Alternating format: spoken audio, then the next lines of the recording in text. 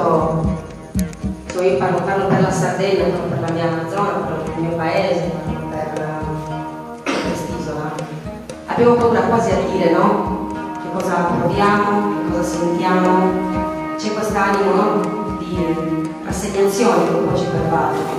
E questo è un sentimento che noi dobbiamo vincere, perché dobbiamo avere la forza di alzare veramente questa testa e di dire le cose che non ci vanno bene e di combattere per migliorare le cose. Io voglio essere brevissima, voglio dare subito la parola a questo signore che si chiama Piero Riccardo.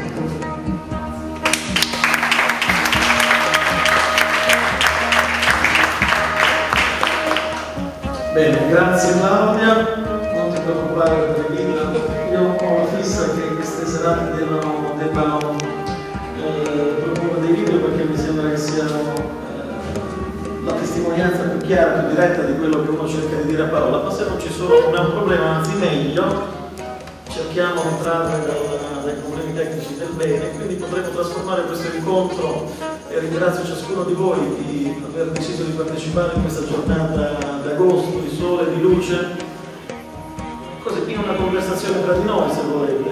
Di solito le presentazioni sono dei monologhi, voglio essere delle persone ancora tanto spirito critico, sono sempre estromesse e vissute come atti di maleducazione, di sabotaggio. Ecco dunque che con questi video che rappresentano un'altra possibilità di fare documentazione della realtà e di vivere una cittadinanza attiva, mettendoli in rete a disposizione di tutti come così una bottiglia contenente il nostro messaggio che diamo alle onde, è accaduto qualcosa di particolare.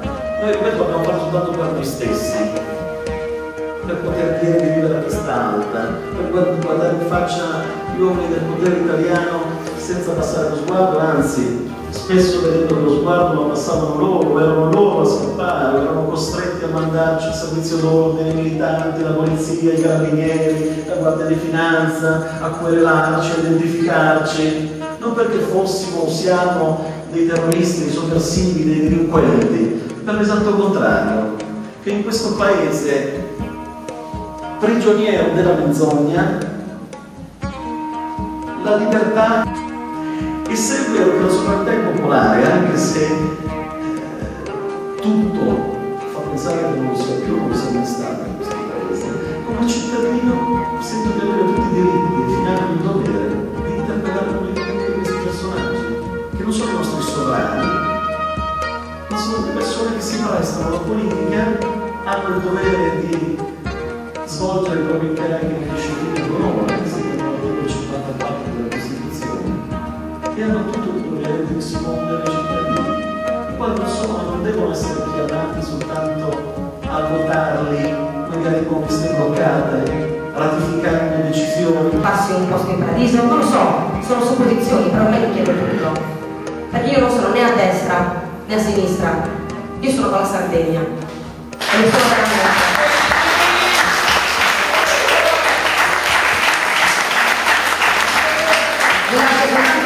Ancora un ultimo pensiero, una piccola riflessione che volevo fare.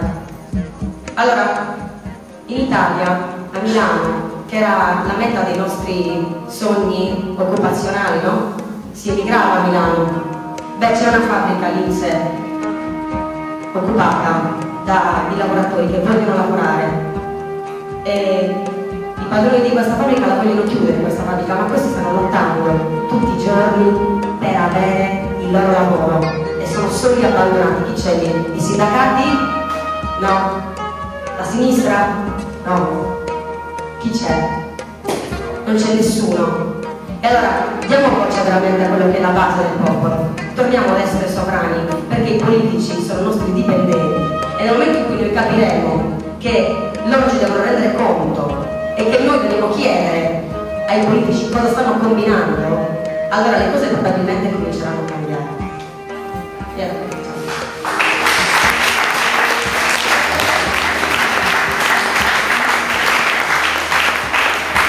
Come di dirle, una donna che vuole fare politica e non lo vuole fare necessariamente in un calendario femminile.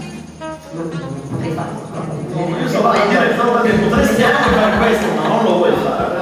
Non lo voglio fare. E comunque rispondo a queste accuse dicendo: è vero che anche in America è successa una cosa del genere, un scandalo sessuale, lo ricorderete tutti, quello di Bill Clinton e Monica Lewinsky.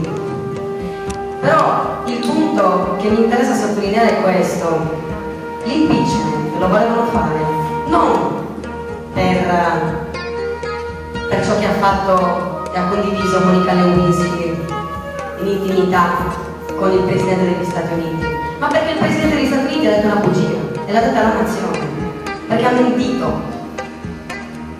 Quindi questa è la differenza. È un'altra cosa, non l'ha fatta certo ministro, non l'ha fatta ministro. Quindi questo è un dato importante da sottolineare. Sì, è vero, succedono queste cose, è vero, ma non sono i nostri ministri, come dici tu, delle papi opportunità. Vogliamo vedere il breve? Sì, certo. Allora, innanzitutto qui ci sono i libri di Piero, con la prefazione di Marco Travaglio, che trovate qui. Ringrazio anche la Libreria Culturale Popolare di Sant'Antioco che ci ha permesso, insomma, di fare questo incontro, di faremo degli altri. Lo ringraziamo moltissimo, Roberto, che è qui con noi. Ringraziamo l'amministrazione comunale. E poi volevo dirvi un'altra cosa: all'ingresso ho trovato una cassetta, se volete mettere qualche cosa per aiutarci a continuare a fare questi eventi, perché li facciamo da soli, fatelo, ti ringrazio. Vorrei vedere un breve video, che intanto continua a fare foto. Quante ne avrai? Gelosi, perché non dobbiamo andare via da questa assemblea con un sentimento di tristezza, al contrario, dobbiamo essere positivi, volenterosi, dobbiamo metterci a lavorare. Io, tra parlare, non c'è domani. Arzessa Gonca, Meda. Io devo imparare il sardo, se non parlo non ci posso parlare. No. E vorrei invitare, scusami, ecco, l'avevo detto anche a Sant'Antioco, quanto è importante cercare ciò che ci unisce, cioè l'unità nella diversità. Noi tutti, se ci mettessimo a parlare in modo disteso, troveremo motivi di forte differenza, di cultura, di opinione su singoli temi, però forse anche di unità su altri temi. Io credo che dobbiamo avere la lucidità come cittadini di individuare dei temi forti che attengono ai nostri diritti, al nostro futuro, alla nostra vita, e costituire dei gruppi trasversali per fare battaglia tematica su quello. E vi assicuro che quando uno si unisce agli altri, acquisisce consapevolezza e cultura specifica, manifesta, si rende visibile nella società, intercetta il consenso potenziale che c'è nella popolazione che invece si espone di meno, un fastidio lo dà, ma non ci si vede limiti al fastidio. Si renda visibile lo sdegno, l'alternativa, l'opinione critica, per porre un limite all'arroganza di questi centri di potere. Faccio un solo esempio, su cui sto ragionando da tempo. Sono stato negli ultimi 10 giorni nella zona di Rimini, sulla via Romagnola, e dalla parte opposta a Carrara, in Versilia. Noi qui parliamo di politica, ma non di partiti. Aspetta, sì, infatti, politica in generale, ma nessuno, io rispondevo anche a lui che diceva che io faccio catechismo, questo non è l'argomento del nostro dibattito. E quindi sì, ottima idea, facciamo un'associazione che ci rischia tutti insieme, a prescindere dal nostro pensiero politico, per difendere la nostra isola e renderla sempre più buona. Grazie a tutti, grazie a Piero, tantissimo, grazie per la sua disponibilità, grazie a tutti voi, grazie al Comune che ci ha dato questo spazio, grazie alla Notempo Records che fa cultura libera, e aiutateci se potete a farne ancora, e gradiremo, insomma, quello che potete dare, sarà assolutamente utilizzato e reinvestito per fare cose del genere. Ringrazio di nuovo tutti quanti, sono molto contenta di questa sera. Alla prossima, ciao!